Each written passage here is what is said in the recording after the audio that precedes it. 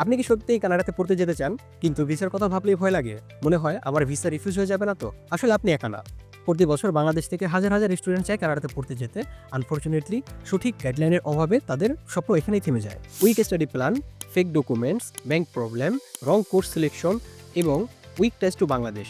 বেশিরভাগ সময় এই ছোট ছোট ভুলগুলোই একটি ভালো স্টুডেন্টের ভিসা নষ্ট করে দেয়। কিন্তু সত্যি কথা কি জানেন? আপনার যদি ভালো সিজিপিএ থাকে, ভালো আইএলটিএস স্কোর থাকে এবং সবচেয়ে গুরুত্বপূর্ণ যদি আপনার একটি সঠিক স্টাডি প্ল্যান থাকে, তাহলে কানাডার ভিসা পাওয়া খুবই ইজি।